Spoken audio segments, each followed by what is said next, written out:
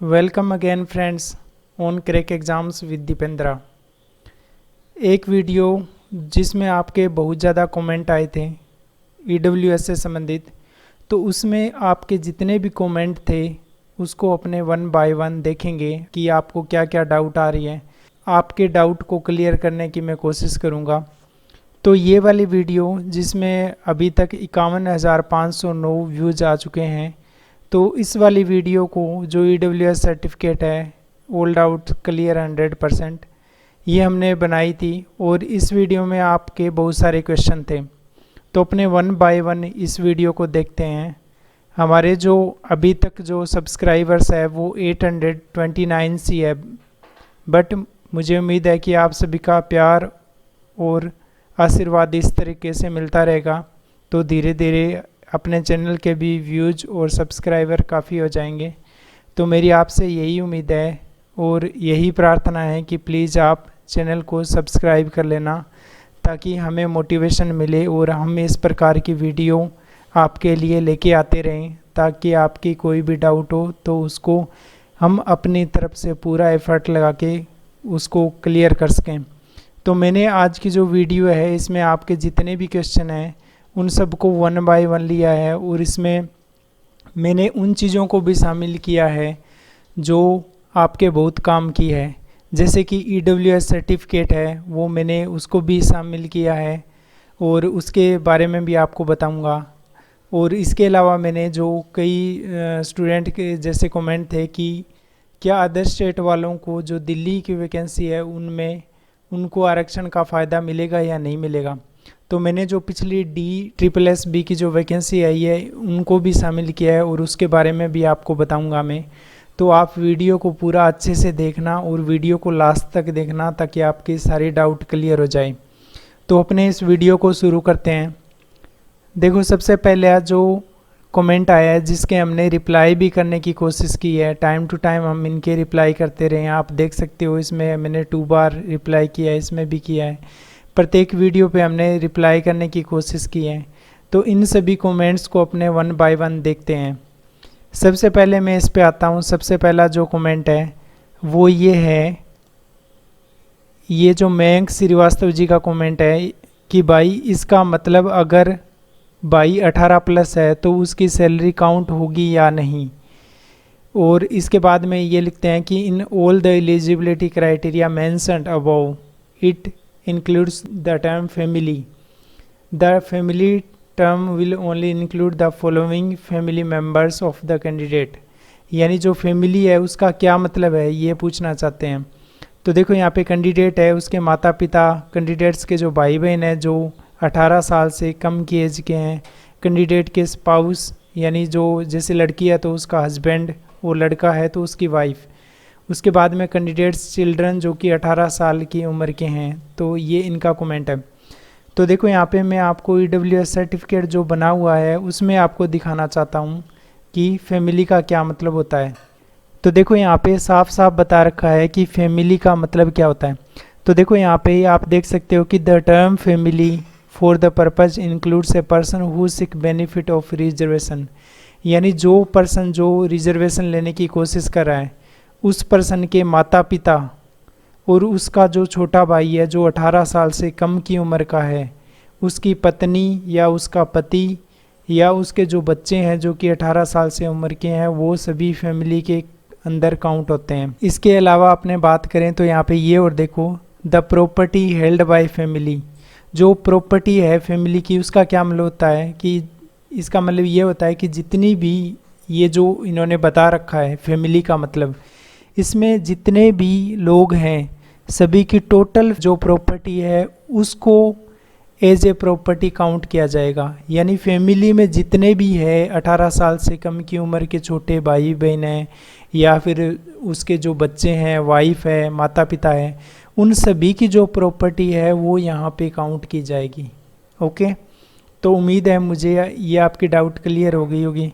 उसके बाद में देखो यहाँ पे इनकम जो है वो सारी यहाँ पे देख सकते हो आप, सैलरी है, एग्रीकल्चर है, बिजनेस है, प्रोफेशन है या जो भी है उसकी जो सारी सैलरी है वो सभी यहाँ पे काउंट की जाएगी। उसके बाद देखो ये आपका कमेंट था फर्स्ट नंबर। सेकंड कमेंट ये है कि sir Sir, is it valid if I apply for EWS after the notification and present during DV? And I have applied for EWS category during form filling.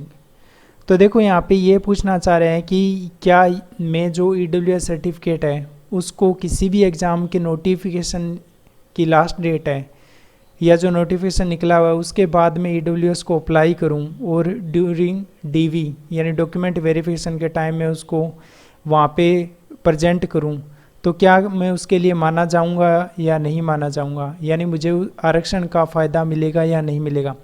तो देखो इसके बारे में अलग अलग चीज़ें हैं।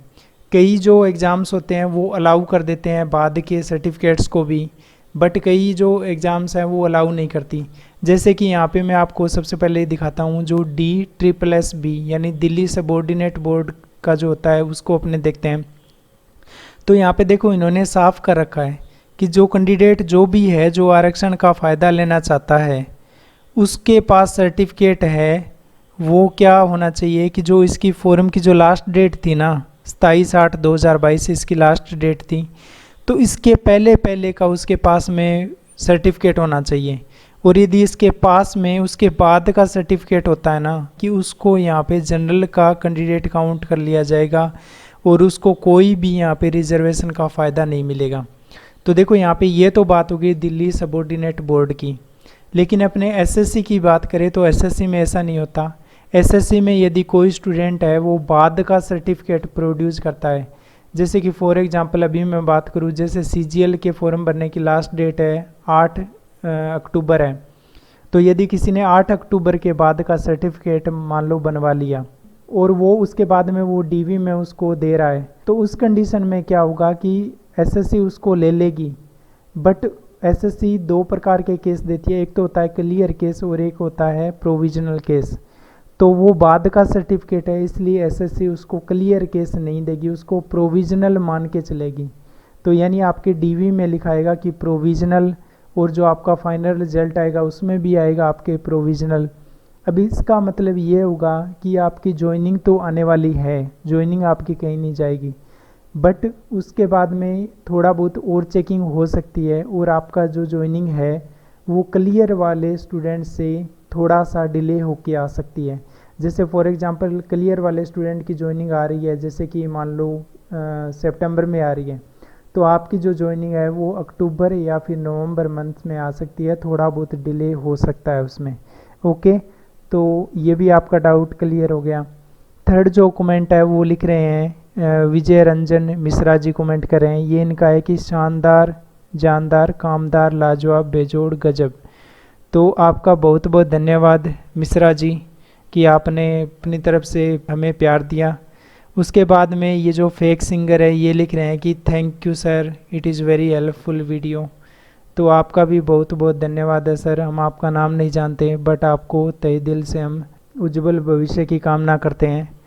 उसके बाद में ये शेख सूफिया खातून ने लिखा है कि थैंक यू भैया, it is very helpful video. आपका भी बहुत बहुत धन्यवाद। उसके बाद में ये इन्होंने लिखा है कि सत्यनारायण मोहपात्रा ने लिखा है कि भाई digitally signed EWS certificate are valid और नॉट, प्लीज़ रिप्लाई। तो देखो मोहपात्रा जी हम आपको एक दूसरी चीज़ दिखाते हैं। देखो यहाँ पे ये जो सर्टिफिकेट है वो पहले से इशू किया हुआ है और इस सर्टिफिकेट में क्या कहा हुआ है ये भी आप देख सकते हो। तो यहाँ पे मैं आपको दिखाऊं ये सर्टिफिकेट, तो इसमें लास्ट लाइन जो है ये वाली देखो, यह प्रमाण पत्र डिजिटल हस्ताक्षरित है अतः यह सभी कार्यों के लिए मान्य है। यानी ये वाला जो सर्टिफिकेट है वो डिजिटली साइंड है और ये सभी कार्यों के लिए वैलिड है। तो डिजिटली साइंड वाला सर्टिफिकेट सभी के लिए वैलिड होता है, तो आपको इसमें टेंशन लेने की ज़रूरत नहीं है, डिजिटल वाला वैलिड है। उसके बाद में मसरूर जहान जी लिख रहे हैं कि well explained video, thank you sir. उसके बाद में PWD कैटेगरी को EWS का बेनिफिट मिलेगा या नहीं। देखो PWD कैंडिडेट है उनको भी EWS का बेनिफिट मिलना चाहिए। उसके बाद में ये लिख रहे हैं ममता बेनूर जी लिख रहे हैं कि सर बैंकिंग एग्ज़ाम्स के लिए EWS, सेंट्रल EWS या गवर्नमेंट EWS कौन सा एलिजिबल रहेगा सर्टिफिकेट। तो देखो यहाँ पे अपने बात करें कि जो सेंट्रलाइज्ड बैंक है उसमें आपके जो है वो सेंट्रल EWS वैलिड होगा। जिन बैंक के एग्ज़ाम स्टेट गवर्नमेंट के थ्रू होते हैं, जो बैंक स्टेट गवर्नमेंट के अंडर आते हैं, उनमें स्टेट वाला EWS वैलिड है, और जो बैंक सेंट्रल गवर्नमेंट के अंदर आते हैं उनमें सेंट्रल वाला EWS वैलिड है। उसके बाद में अपने बात करें, ये अनुरोन गुहाजी लिख रहे हैं कि कमेटी ने गवर्नमेंट को EWS में रेजिडेंशियल लैंड वाला क्राइटेरिया हटाने को कहा था, वो कब हटेगा, कोई न्यूज़ है? तो देखो इसके बारे में अभी कोई न्यूज़ नहीं है।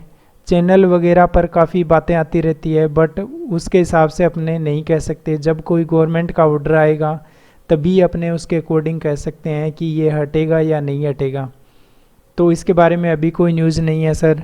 तो देखो उसके बाद में लवली गौड़ जी का कमेंट है कि if I have Aadhaar card from UP but can apply in Delhi EWS। तो देखो यहाँ पे ये दिल्ली में किसी गवर्नमेंट जॉब में अप्लाई करना चाहती है, बट ये यूपी की रहने वाली है। तो इसके बारे में जो DSSB का नोटिफिकेशन आया था उसको अपने देखते हैं। तो ये DSSB का नोटिफिकेशन आया था, उसमें आप जो सबसे पहले वाला जो है इसको पढ़ो आप, सबसे फर्स्ट वाला। इसमें लिखा है कि जो रिजर्वेशन का बेनिफिट है ना वो SC ST OBC PWD और EWS है, इन सभी को फ़ायदा मिलेगा। बट उसके लिए आपको सर्टिफिकेट है वो कहाँ से चाहिए? आपको सर्टिफिकेट चाहिए गवर्नमेंट ऑफ NCT, यानी जो दिल्ली की गवर्नमेंट है उसका चाहिए, और आपको जो department of personal and training है गवर्नमेंट ऑफ इंडिया है उसका सर्टिफिकेट चाहिए। तो उम्मीद है लवली जी आपको भी इसका जवाब मिल गया होगा। उसके बाद में अपने चलते हैं नेक्स्ट कमेंट पे। ये है सागर मल्होत्रा जी का। Sir please tell me my brother and sister are living separate but their names are mentioned in ration card, so their income will be calculated in EWS because it will cross ₹8 lakh. Am I eligible for EWS? Please reply. तो देखो सागर जी, जो आपके brother and sister हैं वो यदि 18 साल से ऊपर के हैं तो उनकी जो इनकम है वो आपकी फैमिली में काउंट नहीं होगी, क्योंकि मैंने आपको फैमिली का अभी मतलब बताया था। फैमिली का ये मतलब होता है, देखो यहाँ पे फैमिली है उसमें साफ साफ लिखा है कि यदि रिजर्वेशन जिसको भी चाहिए उसके मम्मी पापा और जो भाई बहन है वो 18 साल की कम की उम्र के होने चाहिए, और उसके जो बच्चे हैं वो भी 18 साल की कम के उम्र के होने चाहिए। ये फैमिली का मतलब है। बट आपके जो भैया और सिस्टर है वो यदि 18 साल से ऊपर की उम्र के हैं तो उनकी जो इनकम है वो आप जो इनकम सर्टिफिकेट है उसमें काउंट नहीं होगी। बट उनकी जो एज है वो 18 साल से कम है तो फिर आपके EWS में काउंट होगी। तो उस केस में आप ये कर सकते हो, जैसे 18 साल की उम्र के हैं तो आप जो उनका राशन कार्ड है वो अलग से बनवा सकते हो। 11 महीने पहले हमें इनको रिप्लाई किया था। ओके, उसके बाद में अपने चलते हैं। इन्होंने रिप्लाई के बाद में okay sir thank you so much comment भी दिया था। उसके बाद में देखो अपने इनका सर का कमेंट देखते हैं। ये लिखा है कि मैरिड फीमेल कैंडिडेट अगर उसका मूल निवास मायके का है यानी पीहर का है तो इनकम सर्टिफिकेट वहीं से बनेगा, या फिर उसमें इनकम और प्रॉपर्टी किसकी शो करनी पड़ेगी, हस्बैंड की या पेरेंट्स की? तो देखो सबसे पहले तो अपने बात करें कि यदि मैरिड है तो उसका जो डोमिसाइल सर्टिफिकेट है वो उसके मायके से हटाकर ससुराल का करवा लीजिए। तो उसका जो डोमिसाइल सर्टिफिकेट है वो उसके हस्बैंड का जो लिविंग पैलेस है वहाँ का बनवा लो, और उनका जो इनकम सर्टिफिकेट बनेगा, जो इनकम शो करनी होगी वो उनके हस्बैंड की शो करनी होगी, न कि उनके पेरेंट्स की। ओके, उसके बाद में अपने चलते हैं कि ये लिख रहे हैं रोहित जी कि सर मेरे 2 डिफरेंट हाउस हैं, और ये टोटल इन्होंने बताया है कि जो टोटल 2 हाउसेज हैं वो है 1024 स्क्वायर फीट। तो EWS सर्टिफिकेट बनेगा या नहीं बनेगा? रोहित जी, इसके लिए आप तहसील वगैरह में जाके पता कर लीजिए। उसके बाद में जो नेक्स्ट कमेंट है वो है प्रियांशु जैन जी का कि EWS सर्टिफिकेट के लिए इनकम सर्टिफिकेट फादर का लगता है या उस कैंडिडेट का जिसके नाम के सर्टिफिकेट बन रहा है। तो देखो यदि जो कैंडिडेट है वो 18 साल से ऊपर की उम्र का है तो जो इनकम सर्टिफिकेट बनेगा वो उस कैंडिडेट का बनेगा, उस कैंडिडेट के नाम से बनेगा। बट उसमें यदि राशन कार्ड में उसके मम्मी पापा ऐड है तो वो अपने मम्मी पापा को भी उसमें मेंशन कर सकता है, और यदि राशन कार्ड उसका मम्मी पापा से अलग बना हुआ है तो उस केस में इनकम सर्टिफिकेट उस कैंडिडेट का बनेगा। उसके जो फैमिली मेम्बर्स होंगे वो उसके बच्चे और उसकी वाइफ होगी, बट उसके जो एसेट्स होंगे, जितनी भी प्रॉपर्टी होगी, उसमें मम्मी पापा की प्रॉपर्टी भी उसको शो करनी पड़ेगी। ओके। और यदि वो 18 साल से कम की उम्र का है तो उसका जो सर्टिफिकेट है, इनकम सर्टिफिकेट, वो उसके फादर के नाम से बनेगा, उसके खुद के नाम से नहीं बनेगा। ओके। उसके बाद में जो नेक्स्ट कैंडिडेट है श्वेता शुक्ला जी का, इनका कमेंट है कि भाई साहब यूपीएसआई की फॉर्म में नहीं बनाया था ईडब्ल्यूएस, तो क्या अब कट ऑफ का रिलैक्सेशन नहीं मिलेगा? तो देखो, यदि आपने ईडब्ल्यूएस नहीं बनवाया था और ईडब्ल्यूएस से आपने यदि फॉर्म भी नहीं लगाया था तो आप अब जनरल में काउंट किए जाओगे और आपको उसका फ़ायदा नहीं मिलेगा। उसके बाद में अबू जी का कमेंट है कि sir in admit card I have written EWS but I have OBC certificate BCE, can I change my category from EWS to OBC in counselling? इनका कमेंट ये है कि इनका जो एडमिट कार्ड है उसमें ईडब्ल्यूएस लिखा हुआ है, बट इनके पास में ओबीसी सर्टिफिकेट है, तो ये जो काउंसलिंग में सर्टिफिकेट है वो अपना ओबीसी करवा सकती है या नहीं करवा सकती? तो देखो जी, इसके बारे में हम स्पष्ट तौर पर कुछ भी नहीं कह सकते। आप उस टाइम जहाँ पे भी आपकी काउंसलिंग हो, आप उनसे रिक्वेस्ट कर सकती हैं। जो भी बोर्ड मेंबर होंगे वो उन पर डिपेंड करता है, क्योंकि सभी रिक्रूटमेंट बॉडी के अलग अलग तरीके के नियम होते हैं। उसके बाद में देखो, यहाँ पे अपने बात करें कि नेक्स्ट कमेंट है, ये रजनीश कुमार जी का है कि सर एसएससी सीजीएल 2021 का फॉर्म ईडब्ल्यूएस कैटेगरी से अप्लाई करने के लिए ईडब्ल्यूएस कैटेगरी कौन सा होना चाहिए, स्टेट लेवल और सेंट्रल लेवल? तो देखो, एसएससी सीजीएल 2021 हो या फिर एसएससी सीजीएल 2022 हो, जो भी फॉर्म निकला है, उसके लिए आपको सेंट्रल वाला जो ईडब्ल्यूएस है वो चाहिए, स्टेट वाला उसमें नहीं लगेगा, क्योंकि ये सेंट्रल गवर्नमेंट की वैकेंसी है, तो आपको सेंट्रल ईडब्ल्यूएस चाहिए। उसके बाद में देखो, मानव जी का कमेंट है कि पति पत्नी के लिए एक ही ईडब्ल्यूएस सर्टिफिकेट लगेगा या अलग अलग बनवाना पड़ेगा? तो देखो सर, आपको अलग अलग सर्टिफिकेट बनवाने पड़ेंगे दोनों के लिए। पति का अपने नाम से अलग से बनेगा और पत्नी का अपने नाम से अलग से बनेगा। उसके बाद में इनका कमेंट है कि सर माई इनकम है वो 1 लाख है बट 5 एकड़ अबोव लैंड है। तो देखो जी, आपकी इनकम है वो 1 लाख है बट जो लैंड है वो 5 एकड़ से ऊपर है। तो इसमें साफ साफ लिखा हुआ है, आप देख सकते हो ईडब्ल्यूएस में जो नियम है वो इसमें लिखा हुआ है, सबसे पहले मैक्सिमम 5 एकड़ होना चाहिए। इससे कम का हो सकता है बट इससे ऊपर का नहीं होना चाहिए। यदि इसके ऊपर का है तो आप ईडब्ल्यूएस में अप्लाई नहीं कर सकते। उसके बाद में देखो, ये पठान जी का कमेंट है कि अगर हस्बैंड और वाइफ सेपरेट हैं और बच्चों को ईडब्ल्यूएस बनवाना हो तो मोम साइड के डॉक्यूमेंट से ईडब्ल्यूएस का सर्टिफिकेट बनता है क्या? तो देखो, ये सर इसके बारे में हमें कोई ज़्यादा जानकारी नहीं है, तो मैं आपको कोई भी गलत राय नहीं दूंगा। प्लीज़ आप एक बार जो ईडब्ल्यूएस सर्टिफिकेट बनवाते हैं, जो भी ई मित्रा या ग्राहक सेवा केंद्र, आप उनसे एक बार राय ले लीजिए, वो इसके बारे में आपको सही राय देंगे, क्योंकि अलग अलग जगह के अलग अलग रूल्स एंड रेगुलेशन होते हैं। तो प्लीज़ सर आप उनसे पूछिए, वो आपको ज़्यादा सही बताएंगे। उसके बाद में देखो, यहाँ पे मुरारी प्रसाद जी का कमेंट है कि ईडब्ल्यूएस कट ऑफ का लो होता है, इसलिए मुझे ओबीसी कोटा नहीं चाहिए। देखो सर, वो आपकी चॉइस है। यदि आप ओबीसी में आते हो तो आप ईडब्ल्यूएस सर्टिफिकेट नहीं बनवा सकते, क्योंकि ईडब्ल्यूएस के लिए केवल जनरल कैटेगरी के जो कैंडिडेट हैं वो ही अप्लाई कर सकते हैं। जो ओबीसी, एससी, एसटी या अदर कैटेगरी के कैंडिडेट है जिनका अलग से रिजर्वेशन है, वो ईडब्ल्यूएस के लिए अप्लाई नहीं कर सकते। नेक्स्ट कमेंट है कि ईडब्ल्यूएस सर्टिफिकेट के साथ जनरल कास्ट सर्टिफिकेट भी सबमिट कर दिए हैं, इससे कोई डीवी के टाइम कोई परेशानी तो नहीं होगी ना? नहीं, कोई परेशानी नहीं होगी आपको, क्योंकि ईडब्ल्यूएस में कास्ट भी आपको प्रूव करनी पड़ती है। तो इसलिए आपने ईडब्ल्यूएस सर्टिफिकेट के साथ में कास्ट सर्टिफिकेट दिया है, तो आपको डीवी के टाइम में कोई भी परेशानी नहीं होगी। उसके बाद में अभिषेक जी का कमेंट है कि सर इसके लिए मिनिमम कितनी एज होनी चाहिए? उसके बाद में मुझे जेई एग्ज़ाम के लिए अप्लाई करना है, इसके लिए मुझे अपना EWS बनवाना पड़ेगा या अपने पापा का? Sir please reply.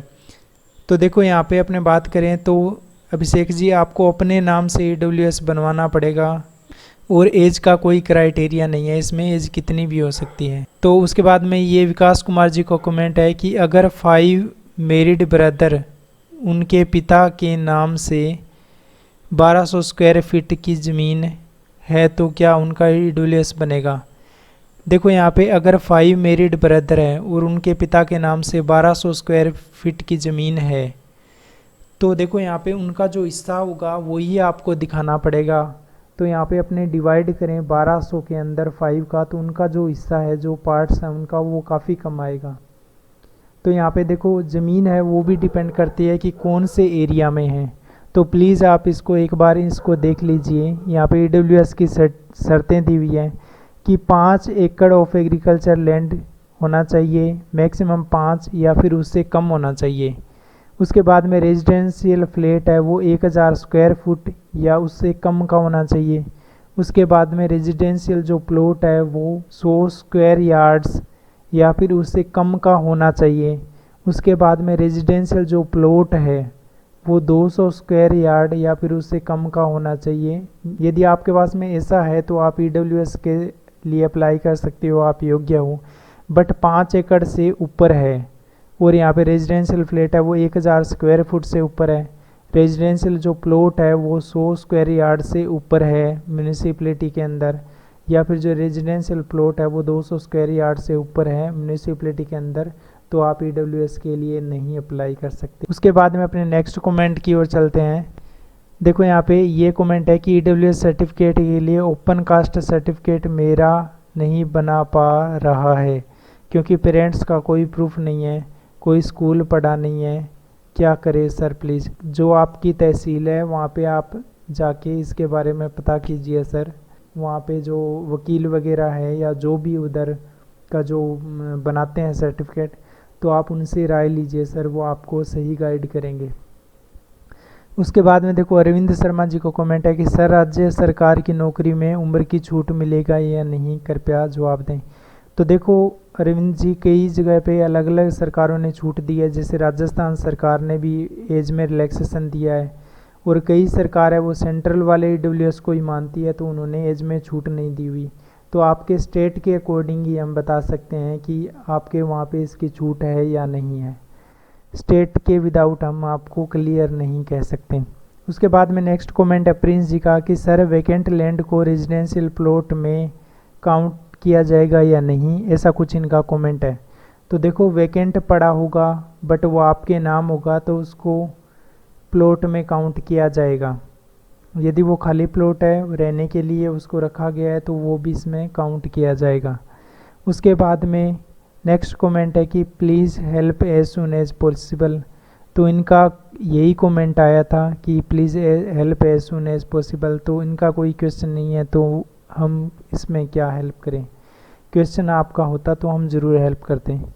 उसके बाद में देखो यहाँ पे नेक्स्ट कमेंट था कि यूपी लेखपाल में अगर मैंने EWS डाला है और अनरिजर्व्ड सेलेक्ट हुआ हूँ तो EWS सर्टिफिकेट शो करना ज़रूरी है, प्लीज़ रिप्लाई सर। देखो आप अनरिजर्व्ड में सेलेक्ट हुए तो आपको EWS शो करने की ज़रूरत नहीं है, और यदि आप शो भी करते हो तो भी उसका कोई इफ़ेक्ट नहीं होगा। तो आप शो करो या ना करो कोई फ़र्क नहीं पड़ता। उसके बाद में देखो यहाँ पे क्या पुलिस कांस्टेबल का EWS बन सकता है, अगर बन जाए तो क्या दूसरी नौकरी के लिए EWS से अप्लाई कर सकते हैं। तो देखो EWS सर्टिफिकेट है उसमें आपकी जो इनकम है वो 8 लाख से कम होनी चाहिए, और बाकी जो शर्तें हैं वो आप ये वाली शर्त यदि पूरी करते हो, ये वाली जो 5 एकड़ से जो भी मैंने अभी बताई है, यदि ये शर्त आप पूरी कर सकते हो तो आपका सर्टिफिकेट बन जाएगा और आप इसमें अप्लाई कर सकते हो। अगली बार EWS बनवा लीजिए और इसमें आप अप्लाई कर सकते हो। उसके बाद में रुक्सी जी का कमेंट है कि सर मेरी EWS सर्टिफिकेट में कुमारी की जगह श्रीमती है, कैसे करेक्शन करूं। तो देखो आपका जो सर्टिफिकेट बनवाया है आपने जहां से भी बनवाया है, आप उनके पास जाइए और उनसे पता कीजिए कि करेक्शन किस प्रकार से होगा, तो वो इसके बारे में आपको सही से गाइड करेंगे। उसके बाद में इनका कमेंट है कि सर अगर कोई ओबीसी हो, अगर उसने ओबीसी कास्ट सर्टिफिकेट नहीं बनवाया है तो ईडब्ल्यूएस निकाल सकते हैं क्या? तो देखो, आपके जो फादर है और जो आपके ग्रैंडफादर हैं वो किस कैटेगरी में काउंट होते हैं, और आपके जो ज़मीन के डॉक्यूमेंट्स हैं वो किस कैटेगरी में काउंट होते हैं, उसके अकॉर्डिंग ये आपका सर्टिफिकेट बनेगा। ऐसा नहीं हो कि आपके फादर है वो ओबीसी में काउंट होते हैं और आप ईडब्ल्यूएस सर्टिफिकेट बनवाने चले हो, तो उस केस में गड़बड़ हो जाएगा और वो धोखाधड़ी का मामला बन जाएगा। तो आप ऐसा ना करो। यदि आपके फादर है वो ओबीसी में काउंट होते हैं तो आप ईडब्ल्यूएस सर्टिफिकेट बनाने की कोशिश ना करें प्लीज़। उसके बाद में देखो यहाँ पे नेक्स्ट कमेंट है कि सर अगर फादर ने स्टडी ना की हो तो इससे कोई फ़र्क नहीं पड़ता। फादर ने स्टडी ना की हो तो भी आप ईडब्ल्यूएस के लिए अप्लाई कर सकते हैं, बस आप ईडब्ल्यूएस के लिए जो शर्तें हैं उसको पास करते हो। उसके बाद में स्टडी पॉइंट सुरेश जी का कमेंट था कि सुपर्ब, तो थैंक यू सुरेश जी, आपका बहुत बहुत धन्यवाद। उसके बाद में जितेश कुमार अवस्थी जी का कमेंट था कि सर अगर फॉर्म 2021 में भरा हो और डॉक्यूमेंट वेरिफिकेशन 2022 में मार्च के बाद हो तो वैलिड, तो 2022 वाला करंट ईडब्ल्यूएस ही होगा या पुराना? तो देखो, फॉर्म जहाँ पे आपने भरा था, जिस भी टाइम आपने फॉर्म भरा था उस टाइम का ईडब्ल्यूएस आपका वैलिड होगा। जैसे मैं बात करूँ, अभी सीजीएल 2022 का फॉर्म चल रहा है, तो सीजीएल 2022 में अब जो आप सर्टिफिकेट बनवाओगे, जो इसी टाइम का सर्टिफिकेट बनवाओगे आप, वो आगे आपके डीवी के टाइम का वैलिड होगा। यदि आप डीवी के टाइम पे हैंड टू हैंड बनवा के लेके जाते हो तो फिर आपको प्रोविजनल केस दिया जाएगा, क्लियर केस आपको नहीं मिलेगा। और बाकी डीवी के टाइम वाला सर्टिफिकेट आपको नहीं चाहिए, जब आपकी वैकेंसी निकली हो तो उस टाइम का आपको सर्टिफिकेट चाहिए। उसके बाद में पटेल पवन जी का कमेंट है कि village is comes under non notified municipality or not. तो जो विलेज हैं, छोटे जो विलेज हैं, वो नॉन म्यूनिसिपैलिटी के अंदर आते हैं, वो म्यूनिसिपैलिटी के अंदर जो शहर के एरिया होते हैं वो आते हैं। उसके बाद में टिंकल मिश्रा जी का कमेंट है कि हमने यूपीएससी के एग्ज़ाम फॉर्म में अपने फादर का ईडब्ल्यूएस सर्टिफिकेट को यूज़ किया था, क्या हमारा अलग बनेगा? क्या जो फॉर्म सबमिट किया है वो वैलिड है या नहीं? तो देखो, आपके फादर का सर्टिफिकेट आपको ईडब्ल्यूएस सर्टिफिकेट नहीं चाहिए, आपको अपना ईडब्ल्यूएस सर्टिफिकेट चाहिए। फादर का, उसमें यदि आपकी एज 18 साल से कम है तो उस केस में आपको फादर का इनकम सर्टिफिकेट चाहिए, और यदि आप अनमेरिड हो तो भी आपको अपने फादर का इनकम सर्टिफिकेट चाहिए। और उसके बाद में अपने बात करें तो आपके फादर का जो ईडब्ल्यूएस है वो आपको नहीं चाहिए, आपको अपना खुद का ईडब्ल्यूएस चाहिए। तो आज की वीडियो में आपके मैं कुछ ही कमेंट्स ले पाया हूँ, और नेक्स्ट वीडियो में आपके बचे हुए सारे comments one by one clear करने की कोशिश करेंगे। यदि आपको और भी डाउट हो तो प्लीज़ आप ज़रूर पूछें, वन बाय वन हम आपके सभी कमेंट्स को हल करने की कोशिश करेंगे। तो मिलते हैं एक नई वीडियो में, तब तक के लिए गुड बाय।